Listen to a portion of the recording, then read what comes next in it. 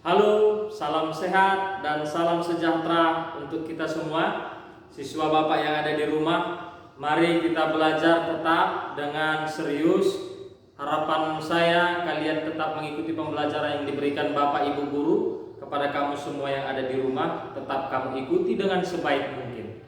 Nah, siswa Bapak yang ada di rumah, kemarin kita sudah belajar tentang kaidah kebahasaan novel sejarah. Sekarang kita akan tetap perdalam kaidah kebahasaan yang ada di novel sejarah. Untuk itu, mari perhatikan yang Bapak sampaikan dan disimak dengan sebaik mungkin.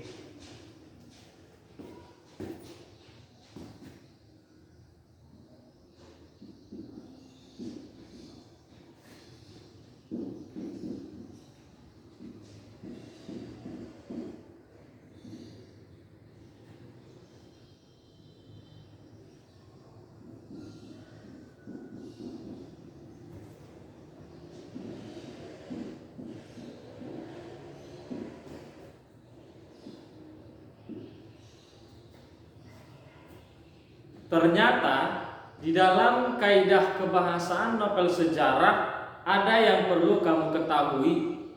Kaidah-kaidah kebahasaan selalu mengikuti di dalam teks ataupun pembelajaran bahasa Indonesia. Maka untuk itu dalam kaidah kali ini kamu harus perhatikan apa yang ada di dalam kaidah kebahasaan novel sejarah. Catat dan ingat, kamu pahami yang Bapak terangkan ini, ya.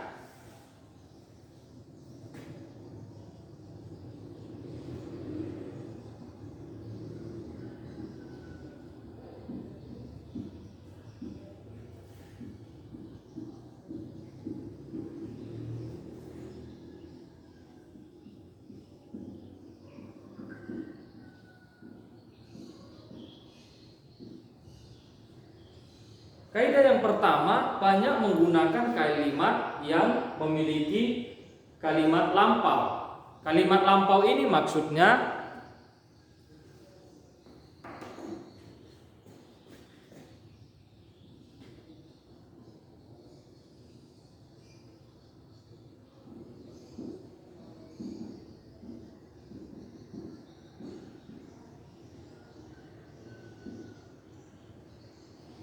kamu diarahkan kepada untuk memahami kalimat yang berisikan bermakna lampau. Nah, seperti apa yang dikatakan adanya kalimat menggunakan bermakna lampau? Kita perhatikan, Bapak akan buat contohnya, kamu simak yang mana berisikan bermakna lampau.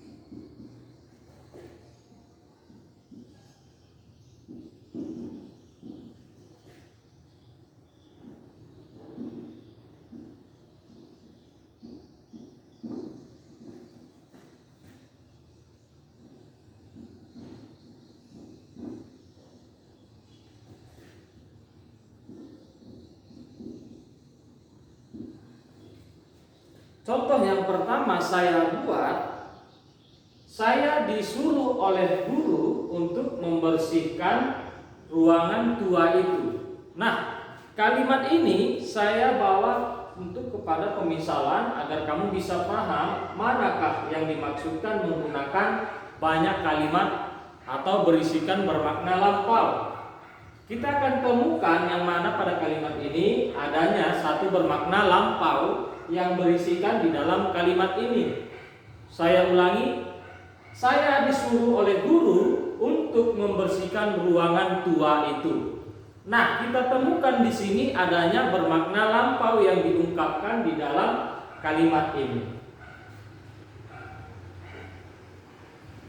Pada kalimat ini ada pernyataan ruangan tua itu. Artinya, inilah yang dikatakan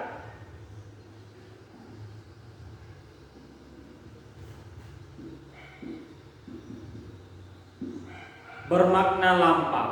Jadi Untuk kaidah kebahasaan yang pertama, saya harap siswa Bapak semua yang ada di rumah dapat memahami. Yang kedua, di dalam kaidah kebahasaan novel sejarah akan kamu temukan menggunakan konjungsi temporal atau konjungsi kronologis. Nah, seperti apa Pak maksud konjungsi kronologis atau temporal? Itu yang harus kamu pahami. Jadi sebagai penanda konjungsi temporal, konjungsi yang dikatakan dengan konjungsi kronologis itu biasanya ditandai dengan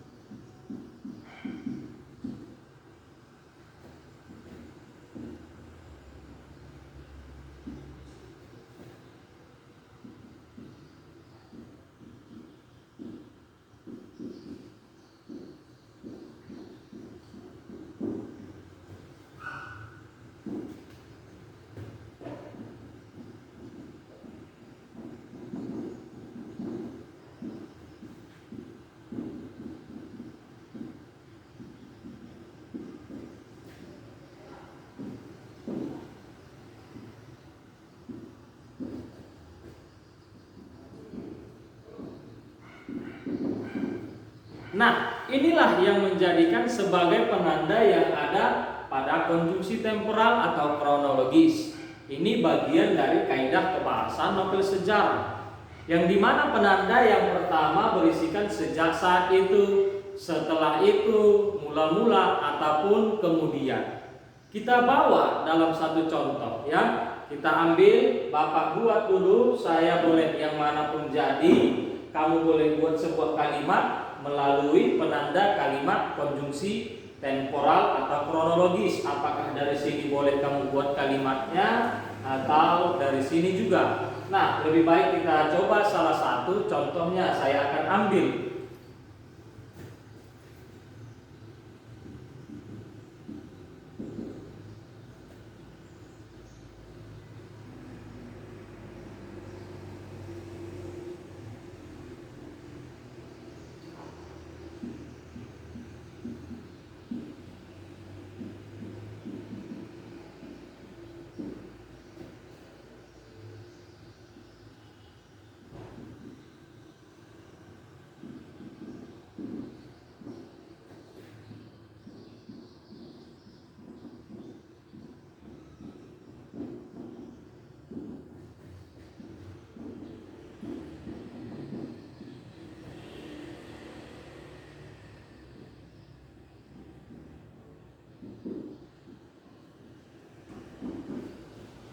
Saya buat contoh yang pertama.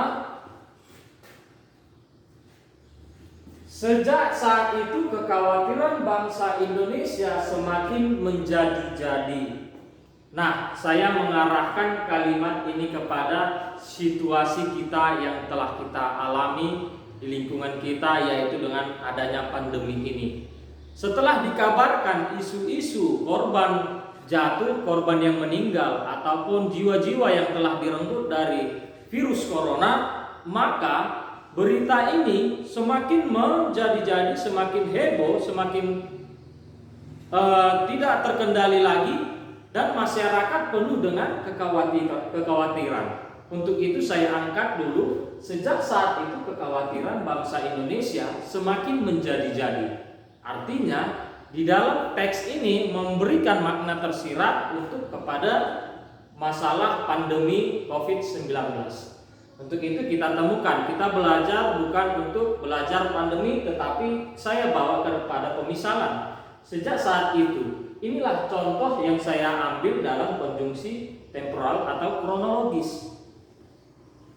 Nah, sekarang kamu boleh lihat kata yang telah terbentuk di dalam kalimat, yaitu temporal atau kronologis, akan kita lihat pada yang saya kotaki. Nah, untuk itu, itulah kata yang dibentuk. Yang ketiga, biasanya kaidah kebahasaan novel sejarah akan berisikan dengan kata kerja material. Artinya kata kerja material ini berisikan tentang kata kerja melakukan suatu tindakan.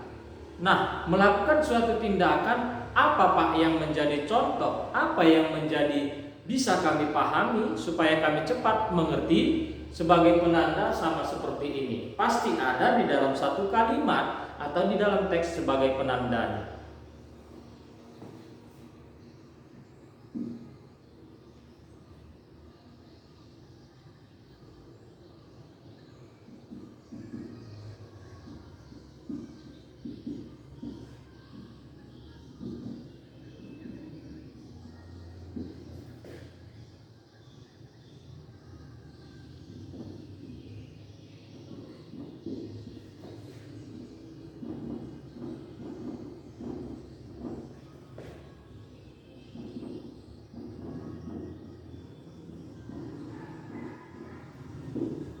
Nah, kata kerja material atau melakukan suatu tindakan ini ditandai dengan sebuah rumus atau sebuah konsep, ataupun kamu boleh sebut dengan formula yang disebut seperti ini. Mari perhatikan.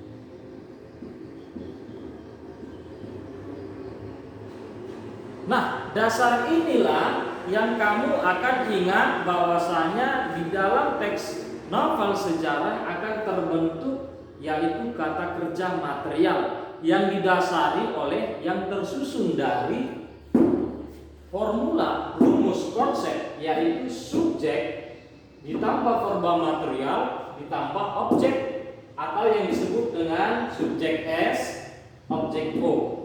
Inilah yang menjadi inisial.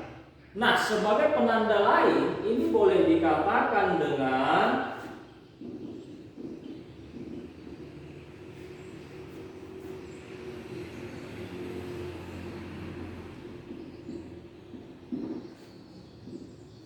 kalau subjek dia sebagai aktor atau pelaku atau pelakon yang melakukan, dan sasaran yang biasa disebut dengan objek. Nah, untuk itu siswa Bapak yang di rumah, mari perhatikan contoh.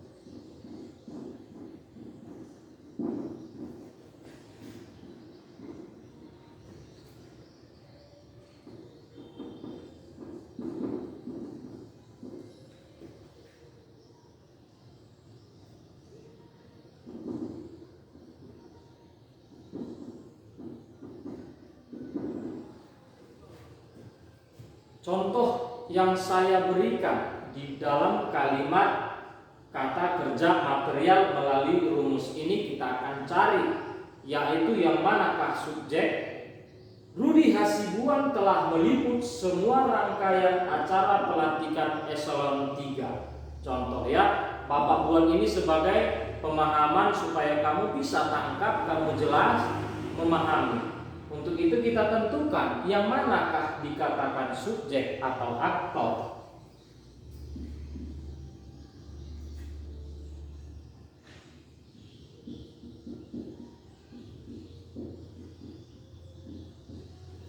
Yang dikatakan dengan subjek jelas yaitu Rudi Hasibuan. Yang menjadi verba material yaitu telah meliput. Ini boleh kamu rangkai, artinya ini yang menjadi verba material. Ya. Nah, siswa Bapak diperhatikan, dan yang menjadi objek yang mana? Nah, yang menjadi suatu objek adalah yaitu.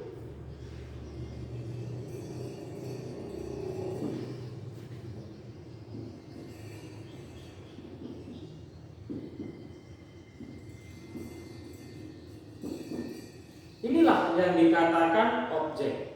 Nah, unsur pembentuknya sudah jelas, jadi Bapak sarankan supaya kamu tetap berlatih di rumah, diulangi membuat contohnya dari mana dan seperti apa yang dimaksudkan di dalam kata kerja material. Selanjutnya kita sambung untuk memperhatikan kaidah kebahasaan novel sejarah yang berikutnya.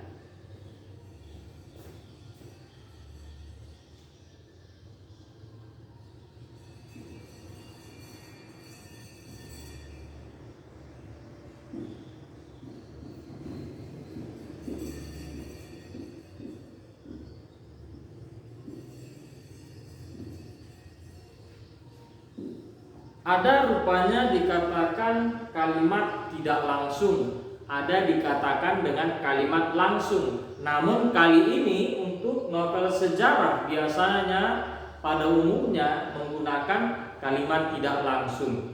Kalimat tidak langsung ini berisikan seperti apa? Biasanya ditandai langsung saja supaya sederhana kamu cepat memahami, biasanya ditandai dengan kata.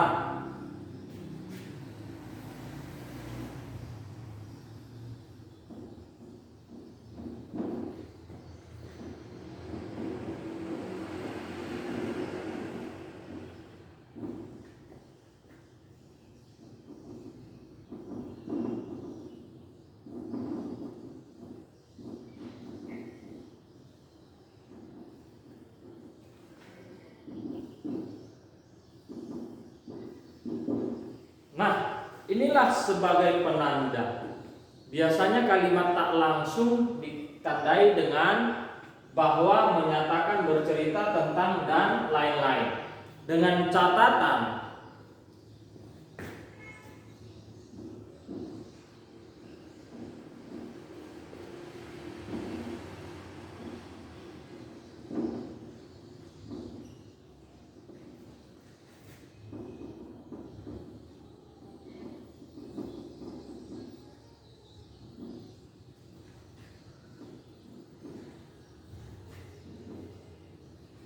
ya, dengan catatan tidak dibubuhi dengan tanda kutip. Buka kutip, baru kalimat, baru kamu tutup kutip. Nah, untuk itu contohnya seperti apa supaya kamu memahami? Jadi dikatakan di sini kalimat tidak langsung. Artinya pendapat seseorang yang akan kamu ungkapkan di dalam kalimat tersebut apabila kamu menulis novel sejarah nanti. Jadi ada kamu temukan bahasa dari seseorang, kamu adopsi, kamu pakai, lalu kamu tuliskan. Namun tidak berwujud kepada kalimat langsung. Jika kalimat langsung akan menggunakan seperti ini. Tanda kutip pertama mengatakan bahwa. Jadi kalau kamu jumpai nanti antara kalimat langsung dan kalimat tidak langsung, tetap ada mengatakan bahwa. Itu mengatakan semua kepada pengungkapan dari pihak pertama yang menyatakan, yang membuat statement. Maka saya teruskan dengan menggunakan kata bahwa. Contoh ya. Jadi kita buat contohnya.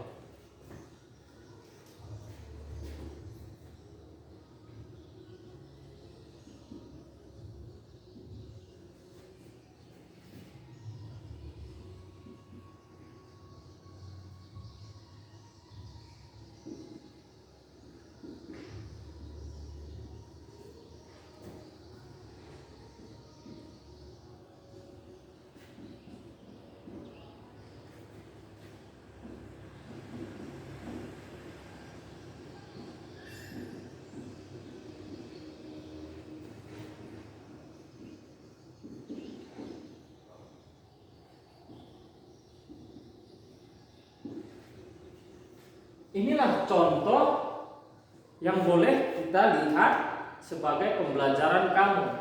Ratu mengatakan kepada para penjaga gerbang agar terus waspada.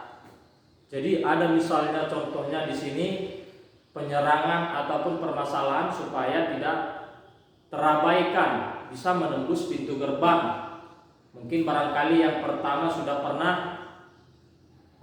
kecolongan, dan yang kedua ratu mengatakan supaya kepada penjaga gerbang menjaga gerbang tersebut jangan lagi ada yang mengganggu, tetap waspada. Nah, untuk itu disinilah dikatakan mengatakan, yaitu secara tidak langsung. Kalimat ini mengungkapkan secara tidak langsung. Jadi ini dipahami supaya kamu bisa. Kita lanjutkan.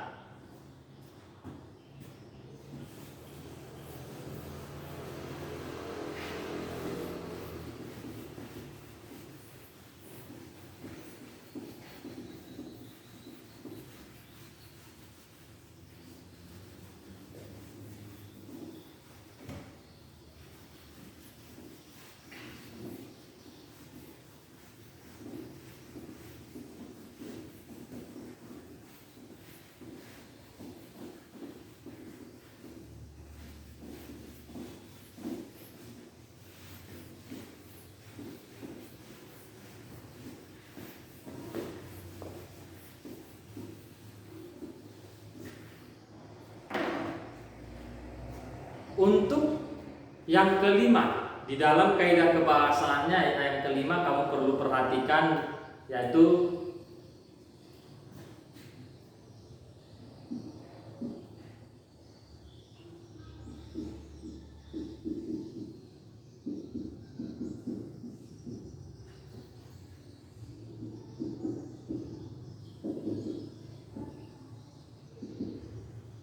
kata kerja mental. Kata kerja mental ini akan berisikan suatu pendapat si tokoh mengungkapkan, merasakan perasaannya ataupun yang dipikirkannya. Untuk itu kata kerja mental ini adalah mengarah kepada sifat perasaan yang dialami atau yang dituangkan di dalam teks tersebut. Jika kamu menuliskan, kamu tuangkan perasaan itu, pola pikirmu, maka yang dimasukkan di dalam adalah kepada kata kerja mental. Ini biasanya ditandai dengan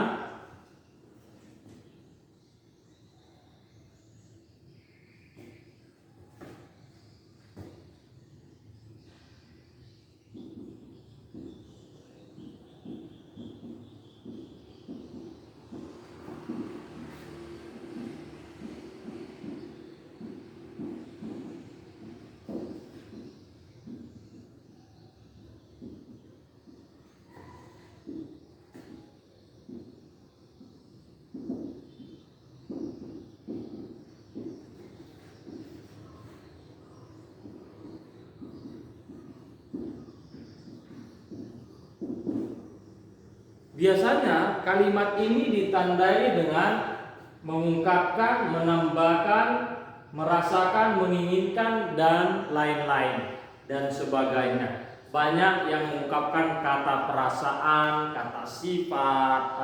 Biasanya kamu diarahkan kepada pengungkapan mendambakan ini, bukan sifat ya.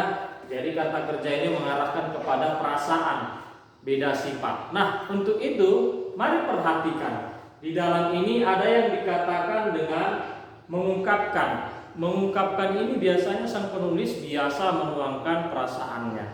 Jadi kita buat contoh.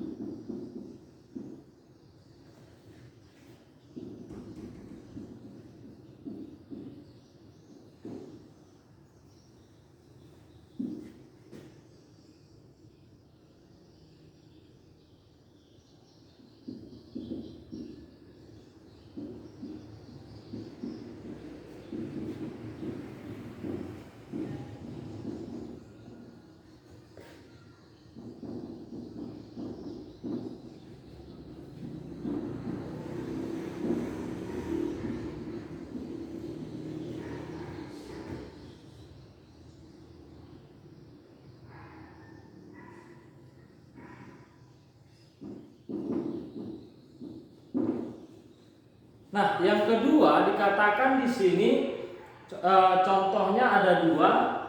Yang kelima kita mempelajari kata kerja mental yang dibubuhi dengan dua kalimat. Siswa Bapak kembali diperhatikan, Romeo telah berjanji akan menemui pujaan hatinya untuk mengungkapkan perasaannya. Jadi sebagai penanda kita lihat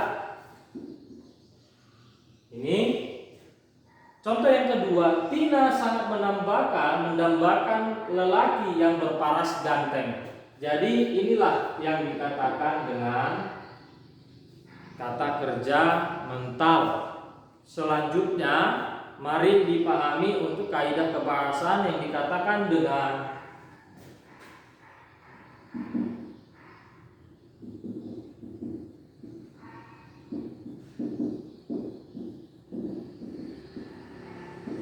menggunakan dialog. Biasanya teks akan berisikan juga ada dialog, perbincangan antara si tokoh A dan tokoh B yang dituliskan oleh si penulis, ditandai dengan biasanya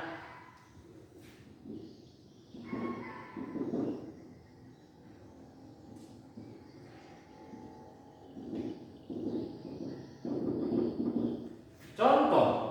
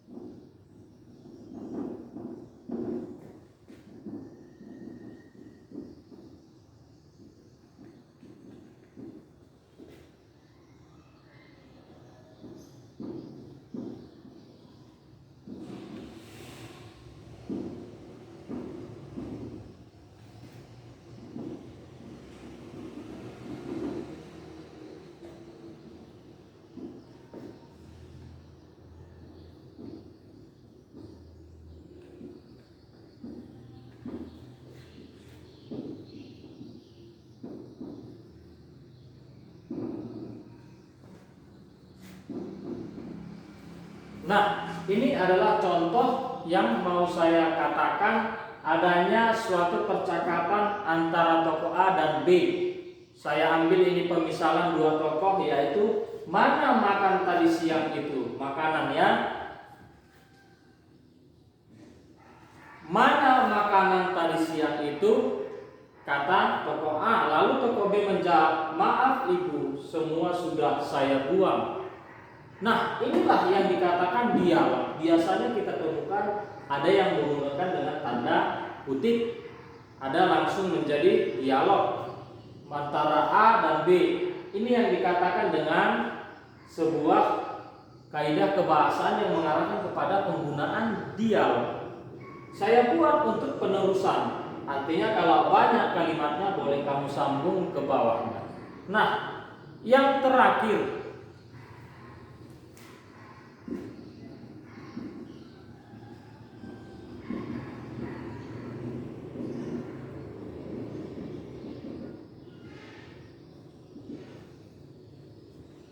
menggunakan kata sifat. Kata sifat ini yang biasa berisikan entah dia mengarah kepada kemewahan, kemegahan, kemolekan, kecantikan, yang baru, yang indah. Itulah yang dikatakan menggunakan kata sifat.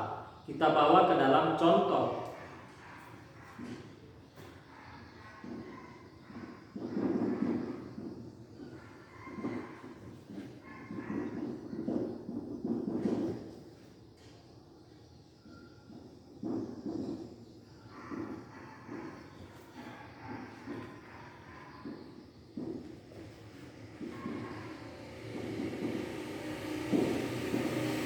Saya terkagum melihat keindahan bangunan tua itu. Inilah kalimat kata sifat.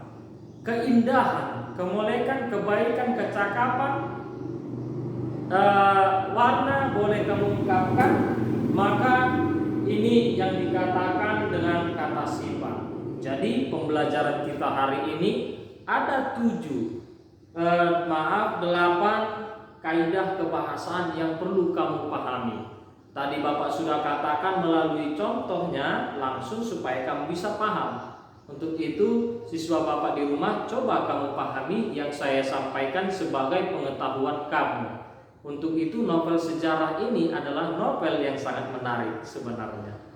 Jangan kamu lupakan novel-novel karena ini ada tetap menyangkut ke dalam pembelajaran kita. Kamu yang hobi membaca novel, teruskanlah. Semoga kamu menjadi dari membaca novel, kamu bisa menjadi kutu buku. Senang membaca buku yang lainnya, bukan hanya novel. Sekian pembelajaran kita hari ini. Untuk itu, pahami video pembelajaran yang Bapak buat ini supaya kamu mengerti. Salam sehat dan tetap jaga kesehatan.